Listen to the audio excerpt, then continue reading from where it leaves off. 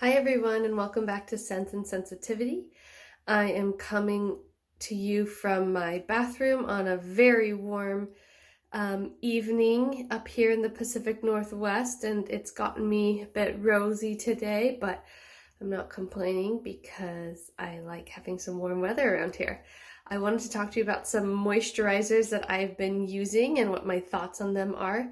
So we're just going to get into it. Hopefully I'm going to keep it short and sweet. All right, so I have my little collection of moisturizers for body and face that I am currently using. I'll go over body first. This is one I've talked about quite a bit, the Pipette Baby lotion. I use it on my son, I use it on myself. It's very lightweight. It has squalane, glycerin, ceramides, no shea, so this is not like a super occlusive lotion. This is really lightweight, but I like this a lot.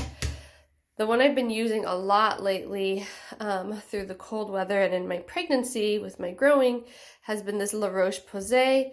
Again, I like this because suitable for babies to adults, so I've been using this on my son too. He was getting really dry cheeks over the winter. I've got like a third of a bottle left. It's really, really thick, so totally different than the Pipette. Super thick, moisturizing. This one does have silicones in it, shea butter, ceramides again. So this isn't necessarily a natural brand, whereas I would say Pipette is, but this product has been tested on patients with cancer and super duper sensitive skin, accepted by Eczema Association, so I like this product a lot. This is the Triple Repair Moisturizing Cream by La Roche Posay. Okay, that's it for body. Let's do SPF. Again, I've talked about this quite a bit. Pipette Mineral SPF. It's dirty down there with some makeup because I use this. I layer this sometimes with my Ilia SPF tinted skin serum, which I'm still using and liking a lot for day to day, just a little bit of evening out the skin. This is another lightweight one. Squalane is the kind of thing with this brand, and it's a zinc oxide product, so I like this a lot. It's pretty lightweight. I don't think it leaves much of a white cast, but it's still a mineral sunblock, so it's going to be moisturizing. It's a little bit not super lightweight. It's not a gel or a mattifying one or anything like that, and it does leave your skin a bit shiny, but I like it a lot. I've been trying Vanicream's SPF, which is also zinc, and has ceramides and other things in it, and this one is great. I like it a lot. For me, it pretty much replaces face moisturizer, so in the morning, if my cheeks are a bit dry, I'll put a little bit of moisturizer just on my cheeks and then go in with this on my face, and then put some of my Ilia tinted skin serum, mostly on my cheeks and nose to even out the redness. This, it's moisturizing, it's lovely, it doesn't really leave a white cast. Let me see if I can show you the texture. The only thing I don't like about it, where I would say the Pipette is better, is, this is hard to do when I'm filming with my hands, so here's the texture of it. It definitely has the sunscreen smell, so let's see. So again, it is unscented. It's Vanicream. It's for sensitive skin, and my skin has really enjoyed it, but it does have that sunscreeny smell. So let me show you rubbing once I rub it in. So because I'm holding my camera with my hand, this is me just kind of lightly swooshing it around. You can already see it's not super thick and pasty, and now I'll rub it in completely. So it gives a nice glow, sheen, moisture. Doesn't feel super heavy on the skin, and I honestly don't notice much of a white cast. So I'm liking this a lot. Okay, now just general moisturizers. Vanicream. I think I've talked about this before. This is their facial moisturizer. I'm liking this a lot. I've talked about this for sure many times. The Blissoma Pure Sensitive Care Complex. I like this moisturizer a lot, also fragrance free. And then, oops, dropping stuff. The other moisturizer I've been using is the Avene Tolerance Control Balm. So, what can I say about these? This is thick and has very few ingredients. This is more of a gel cream with a little bit more ingredients.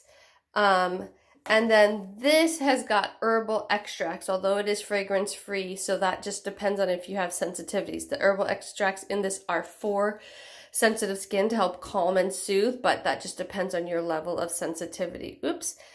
This is also a bit more thick, but these have a similar thing in that they're thicker and they have shea, but they're not penetrating in the way the Vanicream is. So the Vanicream is like this lovely gel moisturizer that's surprisingly, see, you can tell I use it. It's surprisingly hydrating and moisturizing for how gel-like it is. I think because of the ingredients, the ceramides and the hyaluronic acid. So this is actually the one that I'd say is the closest to being a complete product on its own, but none of these are good enough for me or like do what I need them to do enough on their own for me to use them by themselves. So with any of these, I need to layer with something else. There's not a moisturizer I've found that I can do the one and done thing. I really like the versatility of this because, like, for example, in the morning, this is what I'll put a couple drops on my cheeks and then put the SPF on top. And this is lightweight enough that doing that layering is not too much, but it's still very moisturizing and plump and juicy and soothing. I have not had any irritation with this, so I really, really, really like this. It's almost like a serum and a moisturizer combined. So normally what I'll do at night with this is either this and then top it off with one of these on mostly just my cheeks, or I got some Squalane oil very recently because I had a gift card to a store that sold this brand and I wanted something simple, and I'm really liking this. It's very, very lightweight, soaks in quickly. Just the one ingredient, Squalane oil, which is very, very good for the skin, including sensitive skin. But it is very moisturizing, so I'll wash my face, put a couple of drops of this on my face right away while it's still damp, and then top this on top all over my skin. And that's a really nice combo too. And then, yeah, so with these, I would have to either put an oil on underneath as well, or again, like I said, use these as a topper for the Vanicream. And so it just depends on what you want. I think part of why this one isn't enough on its own, the Vanicream, is because it doesn't have shea or any sort of butter or wax or silicone, so there's nothing like that that's occlusive. But in that way, it's kind of more friendly for more different types of skin. And so I get what they did there, and I like this a lot, a lot. I would definitely repurchase it. But yeah, it's not enough for my skin, that especially the cheeks tend to be on the drier side. But again, these rich ones aren't either, because they don't penetrate and give that like juiciness the same way as the Vanicream does. So either of these would need Vanicream or a serum or the oil combined with them. But they're both good. I love Blissoma. If you're looking for an all-natural, organic, small, handcrafted, eco brand, if that's your vibe, this brand is just like none other. And their prices are not astronomical. I mean, they're expensive, don't get me wrong. This is not some drugstore level stuff, but it is a woman-owned, small, handcrafted brand. They do, they don't waste. They grow their products, the plants organically, and they just do a lot of, I like their business practices, their ethos, stuff like that. And for me, a lot of their products work. So when I'm in the mood for that, or I go for their summer sale, which is like 30% off, I can stock up on things like this. I do think this helps with redness and soothes the skin. I also like to put this one on my face as like a mask before I shower, and that helps it from getting too red. The Avene I probably won't buy again. It says it helps soothe skin. I didn't really notice anything special, and because it doesn't like give me that juicy bounciness of the Vanicream, nor does it do like redness and soothing the way I think the Blissoma does, there's just nothing about it that wowed me. So it's fine, and I'll definitely use it up. I'm almost there. Sometimes I use it on my son too. But and if you need a moisturizer that has like very, very, very few ingredients, no preservatives, things like that, because you're going through a really intense phase of irritation, this might be good enough for you, but not my favorite.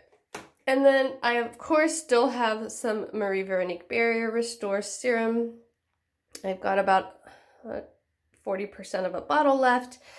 I like this a lot. I think in a lot of ways these two products are similar in that they're like creamy jelly moisturizing products. They have hyaluronic acid and ceramides. So I'm not saying they're a dupe. It's so hard to find dupes and stuff. But the Marie Veronique is astronomically priced, to be honest, and her website, I just noticed everything has increased in price again. The cleanser is like out of control, so I'll be addressing that in a future video because I'm really kind of disappointed with how expensive they're getting. It's just inaccessible. So if you're like, man, this is just way out of my price range, maybe try this. You might need something else, but you do with this too. This is not adequate unless you have very oily skin to be used on its own as a moisturizer. But I like this. I'll use it up, of course, because I'm not going to waste it. But I'm not going to be rebuying it anymore. I think it served its purpose when my skin was at its neediest. And that's when I really saw results. And now I can get away with these other combos and be, happy enough with my skin that I don't need to pay $100 plus for a serum anymore.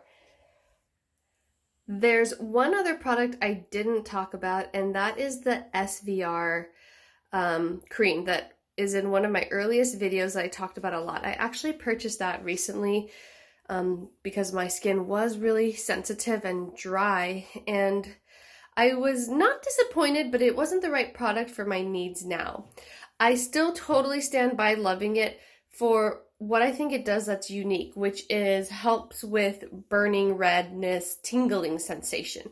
I'm not suffering from that anymore. That was back when I did not really understand my rosacea, just got my diagnosis, and I was getting that. I always do this when I talk about it because this area and this area just burned all day long, all night long. It's horrible. And that product is what really made a difference for me with that sensation. But when I used it just recently for just like I had dry patches and redness, as you can see, it was a little bit mattifying and not moisturizing enough. So, and again, I'm also pregnant, so there's a lot of differences from now versus when I first used it. So I think if you have oilier skin or you want something that is less moisturizing or you don't mind layering, that would be a good product. Or especially if you're getting that burning tingling with your rosacea, that's a really good product for that. But for my needs right now with just some sensitivity and dryness, it wasn't the right fit. So I actually returned it because I just used it once or twice and was like, this is not working. But that was the other product I tried recently. So yeah, I'm just sticking with the other things that you just saw. I'd say my favorites right now are that Squalane Oil and then the Blissoma and the Vanicream. So I will come back with my next video talking all about the cleansers I have been using and experimenting with testing. I hope you guys find that helpful. Let me know in the comments below if you have questions or if you've used any of these products or if you found any other products, moisturizers that are working really well for you and your skin right now. I hope everybody's doing well and stay tuned for more content. Bye for now.